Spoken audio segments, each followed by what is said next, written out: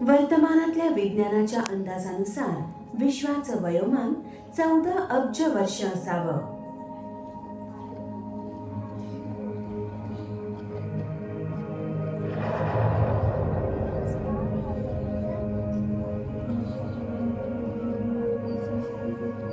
आज आपल्याला मिळालेल्या माहितीनुसार अस्तित्वात असलेल्या प्रत्येक गोष्टीला हे सामावून घेतं.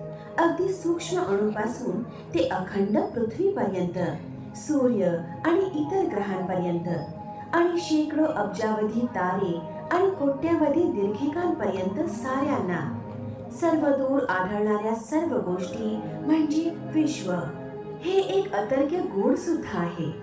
मानवी इतिहासातल्या आश्चर्यजनक घटनांचा उगम त्यातूनच होतो. युगानुयुगांपासून कित्येक महान तत्वज्ञांनी विश्वाच्या रूपाबद्दल सिद्धांत मांडलेले आहेत. त्यात बऱ्याचदा आधीच्या कल्पनांचा सातत्याने विस्तार होताना दिसतो. विश्वाची आजची कहाणी भूतकाळातल्या महान खगोलशास्त्रज्ञांना कदाचित विचित्र वाटेल. जसे भारतातील विश्वामित्र, आर्यभट्ट, ग्रीसमधले टोलेमी, पोलंडमधले कॉपर्निकस आणि इटलीमधले गॅलिलिओ.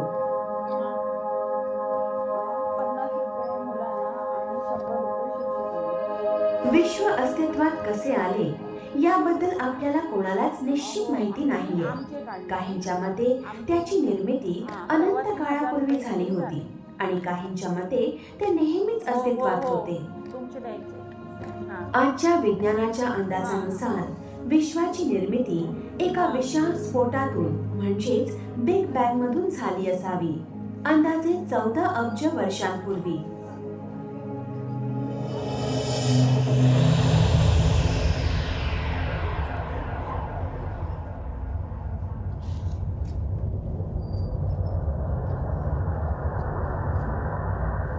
या सिद्धांतानुसार विश्वातले सगळे द्रव्यकण छोट्या गोटीच्या आकारा एवढ्या एका वस्तूमध्ये केंद्रित झाले असावे.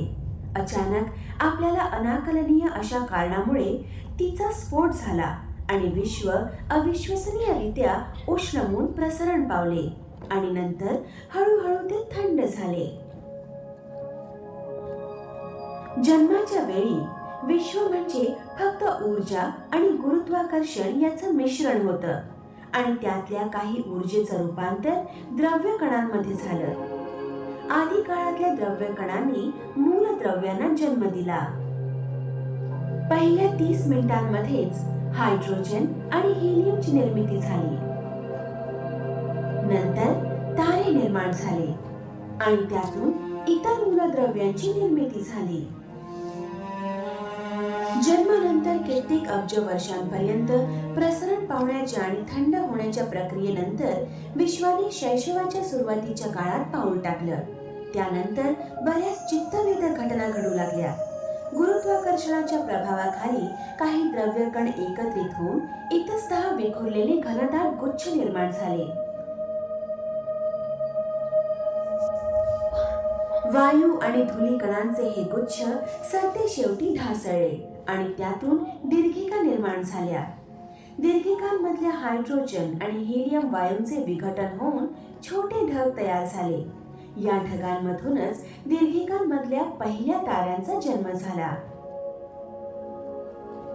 त्यावेळी निर्माण झालेले बरेच तारे महाकाय होते, पण ते काही कोटी वर्ष जगू शकले. नंतर त्यांचा स्फोट झाला. त्या भयानक तीव्रतेच्या स्फोटांना म्हणतात अतिनवताऱ्यांचा स्फोट, सुपरनोव्हा.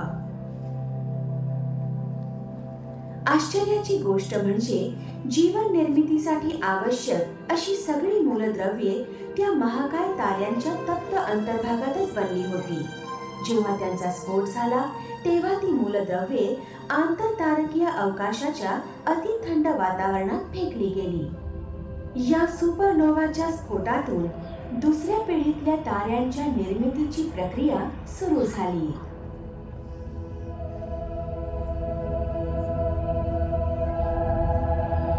जेव्हा विश्वाचं वयोमान काही अब्ज वर्ष होतं तेव्हा ते बिग बँग नंतरच्या स्थितीपेक्षा खूप निराळं होतं. निर्मितीच्या वेळी स्थित असलेली प्रकाशमान ऊर्जा आता अब्जावधी दीर्घिकांच्या एका महाकाय समूहात रूपांतरित झाली होती. त्यातल्या काही दीर्घिका सर्पिल आकाराच्या, काही लंबवर्तुळाकाराच्या आणि काही दीर्घिका एकमेकांवर आदळल्यामुळे अनियमित आकारांच्या आहेत.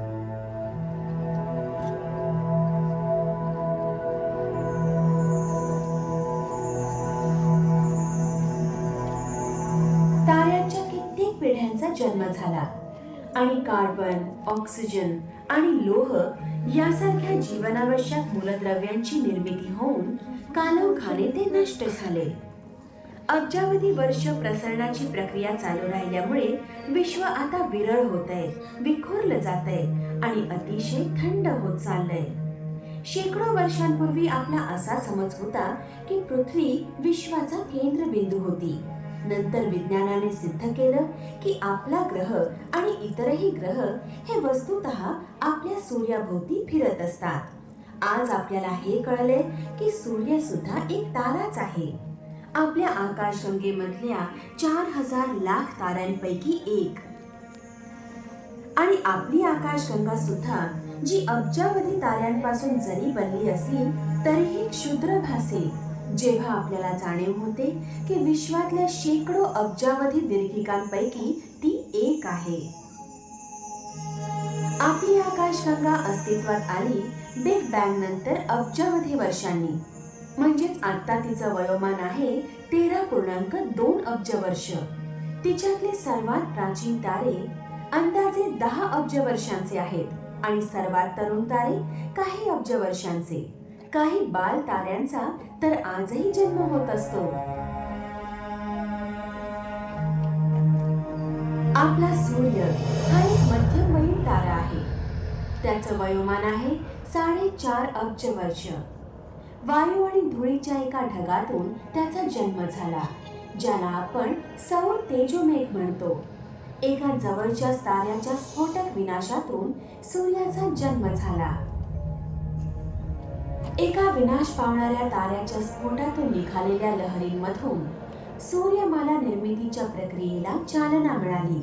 त्या ढगातल्या बहुतांशी वायू आणि धुळीपासून सूर्य निर्माण झाला आणि त्यातला काही अंश एकत्र येऊन भोवतालच्या कड्या आणि ढिगारे बनले. कड्यांमधल्या बहुतांशी द्रव्याचे एकीकरण होऊन ग्रह तयार झाले, जसे बुध, शुक्र, पृथ्वी, मंगळ, गुरु, शनी, युरेनस आणि नेपच्यून. बाकीच्या द्रव्यापासून प्लुटो सारखे छोटे ग्रह, उल्का आणि धूमकेतू बनले.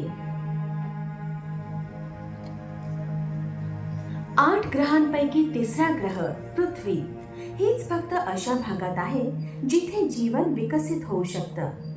ती शुक्रा इतकी सूर्याच्या जवळही नाही, जिथे तप्त पाण्याचं वाफेत रूपांतर होत असतं, किंवा मंगळाप्रमाणे त्याच्या खूप दूरही नाही, जिथे पाणी गोठून बर्फ होतो.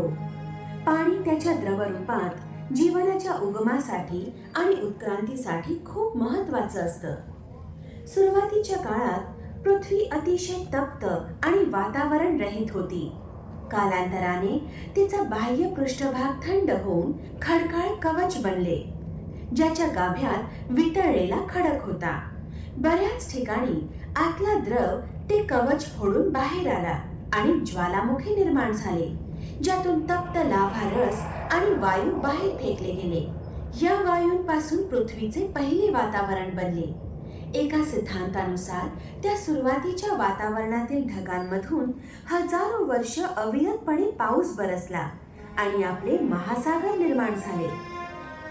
आणखी एका सिद्धांतानुसार बर्फाळ स्फटिकांनी बनलेल्या धूमकेतूंच्या आघातांमुळे पृथ्वीवरील पाण्याचे साठे निर्माण झाले असावेत. अंतराळातून जर तुम्हाला आपल्या ग्रहाचा जन्म बघता आला असता तर कदाचित तो असा दिसला असता. आपल्या सूर्यमालेचं घनीकरण होण्याची प्रक्रिया 4.5 अब्ज वर्षांपूर्वी सुरू झाली. साधारण 2000 कोटी वर्षांनंतर पृथ्वी अस्तित्वात आली. 3000 लाख वर्षांनंतर पृथ्वीवर वातावरण आणि महासागर निर्माण झाले. नंतर 5000 लाख वर्ष गेली आणि निळसर हिरवट शेवाळाच्या रूपात प्राथमिक अवस्थेतील सजीव सृष्टी अवतरली. 5000 लाख वर्षांनंतर जीवाणू आणि साध्या वनस्पती अस्तित्वात आल्या. नंतर अब्जावधी वर्षांच्या कालावधीत अधिकाधिक गुंतागुंतीची रचना असलेल्या सूक्ष्म जीवांची उत्क्रांती होत गेली, आधी समुद्रात आणि नंतर जमिनीवर. नंतर 2000 लाख वर्षांनी डायनासोर्स या महाकाय प्राण्यांनी पृथ्वीवर अधिराज्य गाजवलं. पण 700 लाख वर्षांपूर्वी एका मोठ्या उल्केच्या आघातानंतर झालेल्या ऋतुमानातील बदलांमुळे ते नाहीसे झाले आणि त्यातून सस्तन प्राण्यांच्या जलद उत्क्रांतीला चालना मिळाली. त्यात सर्वात पहिले होते मानव, ज्यांनी निसर्गालाच आकार द्यायला सुरुवात केली. आपल्या पूर्वजांनी दगडांची अवजारं बनवली, आगीचा वापर केला आणि शेती शिकून घेतली.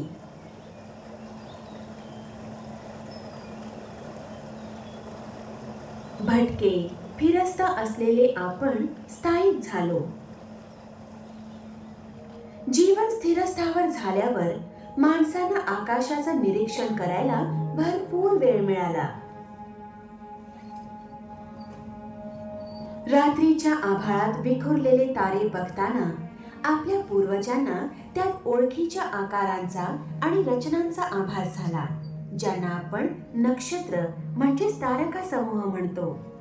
आज आपल्याला संपूर्ण आकाशाला गवसणी घालणारी 88 नक्षत्र ओळखता येतात.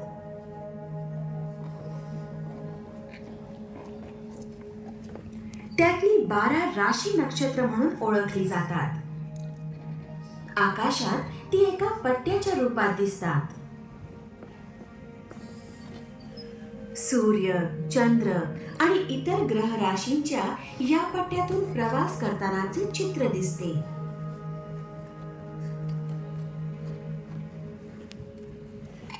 ठळकपणे दिसणाऱ्या नक्षत्रांपैकी एक आहे मृग म्हणजे उरायन, शिकारी, जे हिवाळ्यात आकाशात सहज दिसते. त्याच्या थोड्या पश्चिमेला आहे आकाशीय बैल वृषभ म्हणजे टॉरस, एक राशीय नक्षत्र. असा भास होतो की वृषभ त्या शिकाऱ्यावर हल्ला करतोय.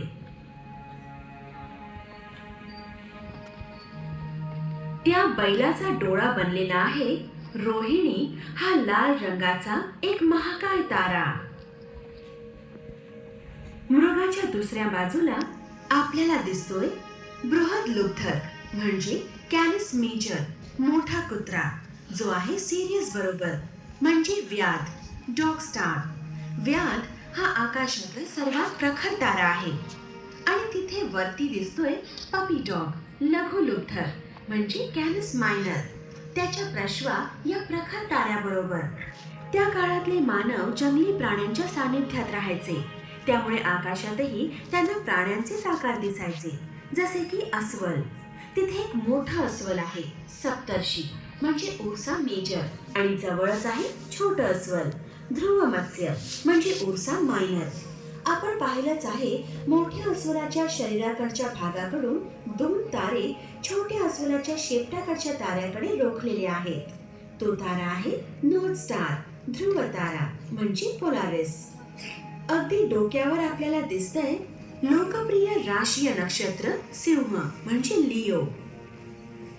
एक प्रखर तारा मघा म्हणजे रेग्युलस त्याच्या पंजाजवळ दिसतोय, जो खरं म्हणजे 4 ताऱ्यांनी बनलाय. आणि शेपटाकडे आहे फाल्गुनी म्हणजे डेनेबोला, जो तसा तरुण तारा आहे. दक्षिणेकडच्या आभाळात आपल्याला एक प्राचीन जहाज दिसतं, आर्गो.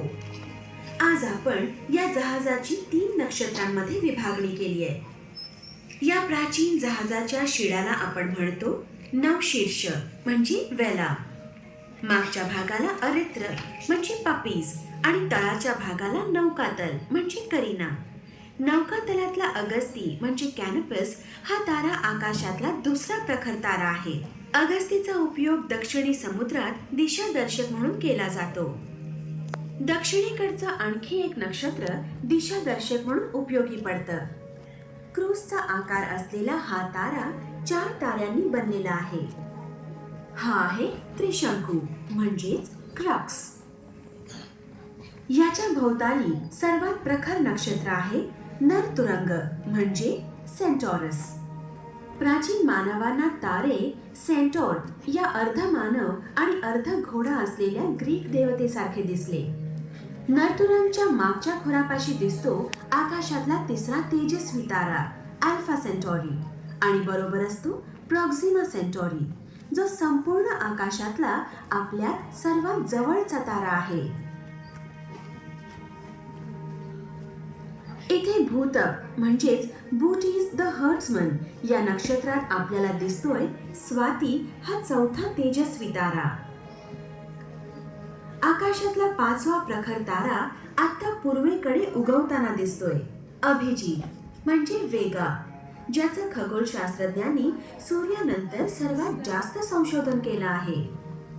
हंस आणि गरुड नक्षत्रामधल्या श्रावण या ताऱ्यांबरोबर अभिजितची अवकाशातील एक प्रसिद्ध त्रिमिती तयार होते, जिला समर ट्रायंगल म्हणतात. हा त्रिकोण उन्हाळा सुरू झाल्याची सूचना देतो.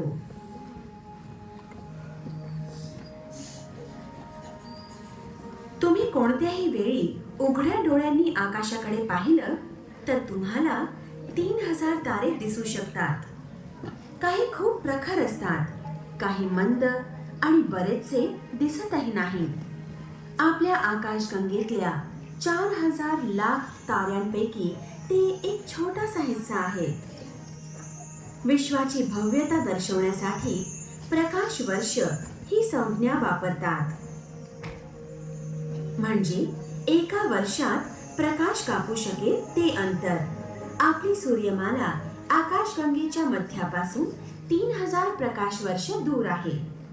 देवयानी दीर्घिका जी उघड्या डोळ्यांनी दिसू शकणारी जास्तीत जास्त दूरवरची गोष्ट आहे, ती 20 लाख प्रकाश वर्ष दूर आहे.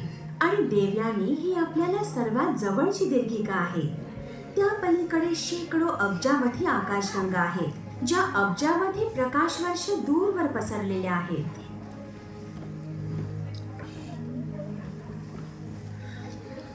मानवाने गेल्या हजारो वर्षांमधून आकाशाच्या निरीक्षणावरून विश्वाला समजून घेण्याचा प्रयत्न केलाय.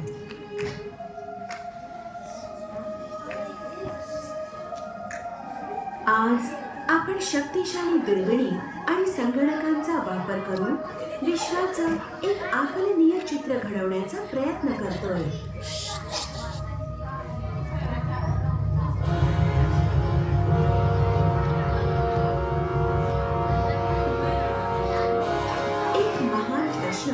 आपल्याला नेहमीच अचंबित करत आलाय.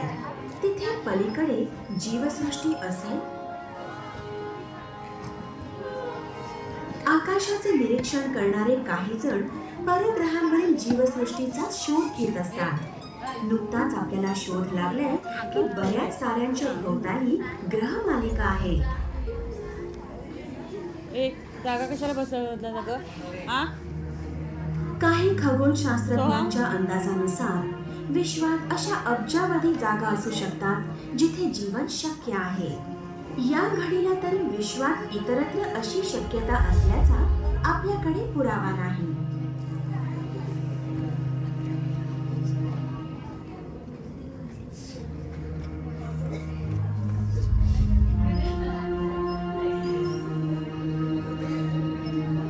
जीवशास्त्रज्ञ आणि लेखक जुलियन हक्सली यांनी म्हटलंय, या प्रचंड विश्वामध्ये असे प्राणी असू शकतात जे तर्क, उद्दिष्ट आणि महत्वाकांक्षेने प्रेरित असतील, पण आपल्याला त्यांच्याबद्दल काहीही माहिती नाहीये.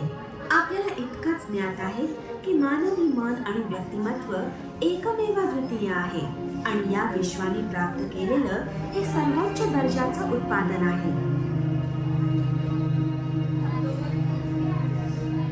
हक्सली म्हणाले, मानव ही अशी एक वास्तवदर्शी प्रक्रिया आहे जिच्याद्वारे आणि जिच्यामुळे वैश्विक प्रक्रियेने सावधपणे स्वतःचं आकलन करून घ्यायला सुरुवात केली आहे. हक्सलीच्या सल्ल्यानुसार विश्व आपल्याशिवाय स्वतंत्रपणे अस्तित्वात असू शकत नाही. आपल्या समोर ज्या घडामोडी उलगडत असतात त्यांच्यामध्ये आपलाही अपरिहार्य सहभाग असतो. आपण विश्वाच्या या भव्य नाट्यामध्ये सहकलाकार असतो.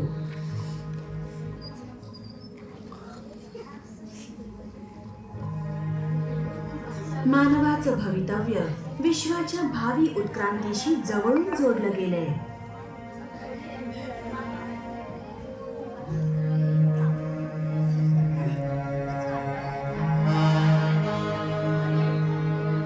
पुढे येणाऱ्या शतकांमध्ये पृथ्वीवरच्या हवामानामध्ये कमालीचे बदल होणार आहेत. जे खंड एकमेकांपासून दूर जात आहेत ते एकमेकांवर आदळूही शकतील. प्राचीन डोंगर उद्ध्वस्त होतील, काही नवीन निर्माण होतील जिथे आधी काहीच अस्तित्वात नव्हतं. डायनासोर्सच्या काळात जशी एक मोठी उल्का पृथ्वीवर आदळली होती तशीच एखादी उल्का आदळण्याची शक्यता आहे.